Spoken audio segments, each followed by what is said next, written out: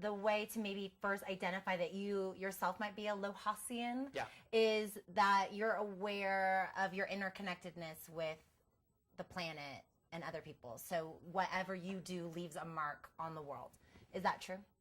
Because I want to know if I'm a Lohasian or not. Am I there yet, Ted? I think everybody, just from my personal journey has been the sense that I grew up in a family that had my parents were hippies, and so they had those values. They valued nature. So we would go out on hikes and mountains and everything, and I'm 8 years old, and I'm like, why are we doing this? Because this sucks. but that was a big impact. My father was involved he was a doctor in a MASH unit in Vietnam. I have some adopted sisters from Vietnam, and they're very involved in microcredit. And so in giving back to people who are underserved. So there's my affinity to that, as well as in just the belief of a lifestyle that does less harm, and does good. So I think that for me personally, that was my journey. And I think for everybody else, there is some sort of impact. You either have an influencer in your life or you have somebody who has had something for you. So it's that has kind of pushed you in the Lojas direction. Well, I got a little understanding right there from potentially how you were inspired to be where you are today, but how did you actually get the position of directing this group of influentials? How did you get here? Well, an odd story is that, I was in a bad place in my life. I was doing some soul searching, and I actually answered an ad in a paper. And that's how I got the job of being a data analyst within the organization.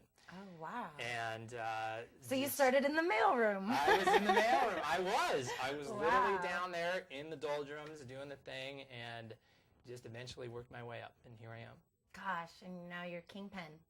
Well, good job. Congratulations. Thank Good you. for you. Thank you. So what does it mean when you mention Lojas healthy? What is the definition of healthy within that Lojas component? Well, the health sector of Lojas really focuses on organic foods, personal development, all of the aspects of personal care. So it can range from cosmetics and beauty and body care to what you ingest. It also talks about yoga, fitness, massage, alternative medicines. All of those things are components of what health is. Especially now, this is very important. With healthcare on the forefront of everyone's minds, they're looking at alternatives. And really, this is something that really needs to be thrust forward into people's minds as to what choices they have. Right, and also because a lot of people could potentially keep themselves healthy through meditation and through alternative practices other than just going for healthcare. Preventative medicine as opposed to something that's afterwards. Yes. Great. Well, and then also I want to clarify sustainability. So in the Lojas vocabulary, how do you define sustainability? Well, sustainability goes, not only within sustainable businesses as giving back more than what you pull out of either the ecosystem, but also with people and energy and all of these different things. And people are now really kind of finding what this all means, which is great. It could be from green building, it can be from really working on staff and getting them to be elevated in terms of really providing a lot and finding their aspirational selves within a community or a company. And then also basically just understanding the resources that are out there and utilizing the minimal amount that is out there for what you're doing in terms of providing services and goods for people. Yeah. Okay, well, you've got me hooked. Now I want to get involved. How do I do that? How do I get involved in your community? Sure. I would recommend going to our website, lohas.com, LOHAS.com. We have a free weekly newsletter, which you can sign up for. Okay. Which is really good. It's always fun to run into people all over the world who get it, and it goes out every week. We have a conference, too, that's a really, really interesting conference held here in Boulder, the St. Julian, June 21st through the 23rd this year. And this brings together about 600 business leaders, fantastic group of people. And we also have our magazine that's online and also the print version. So all of those are available on our website. Okay, well, I've been to the Lojas conference. It's fantastic. So if you're interested, definitely check it out. And then also your newsletter. I love it. Thank you. Which brings up your show, the Ted Ning Show. Yes. So tell us a little bit about it. I mean, it's news from Lohas, right? So every week you're going to be giving us some stories from Lohas. It's a lot of fun. It's something new, I'll try my 5 minutes of fame here, but it's something that really kind of summarizes kind of the top stories of Lohas, and they're fun stories, they're informative stories, and it really gives people a little bit more of awareness of what's happening in the space. And I think just the more information that people have about this, the better they are, and the better they're able to share this information and promote this out to the rest of the world. Well, it seems like there's a lot of information that's out there and a lot of learnings to be had. Infinite, really, endlessly. So I recommend everyone getting involved. I know we just got a question in from one of our viewers, and Question. Yeah, for you.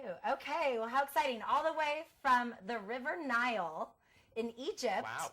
Rick Rockhill asks, what tips do you have for pet parents to help lower their pet's impact on the environment?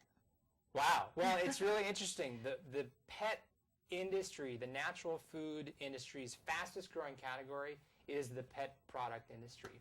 And I think for reducing an impact, the biggest thing is to really look at your pet's diet. And if you have access to grass-fed beef, I mean, that's really the ultimate thing, because grass-fed beef is really going to save you from really contributing to rainforest, depletion because of all of the cows that are really being used down in Brazil. And that's where a majority of the world's beef comes from.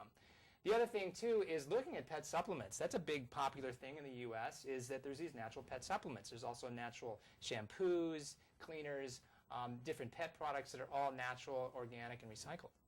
That's a great tip. It's a great question. I think we have one more that just came in. This is from New York, from Joe in New York. How do you bring the Lohas message to the mainstream? Lohas message to the mainstream, very interesting, and it's a continual educational process. It's very interesting that about 13 to 19% of the population considers themselves to be Lohas consumers.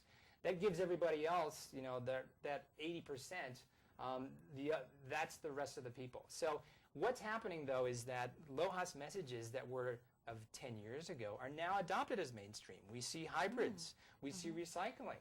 These are all kind of kitschy things on the edge. So the message is going out. And we just need to continue to perpetuate the next thing that's going to happen. So it is going out there. Okay. Well, I have another way to get it out to mainstream. Watch Ted Ning's show. Every Thursday, a new segment will be uploaded on Greenopolis.com. You're not going to want to miss it. You're going to be inspired and you're going to learn. And I want to thank you so much, Ted, for being here with us. And stay tuned to Greenopolis.com for more live broadcasts coming up this week. We look forward to hearing from all of you. So write in your questions. And thank you for joining us today. Thank you, Ted. Thanks, Melissa. Thanks, everyone.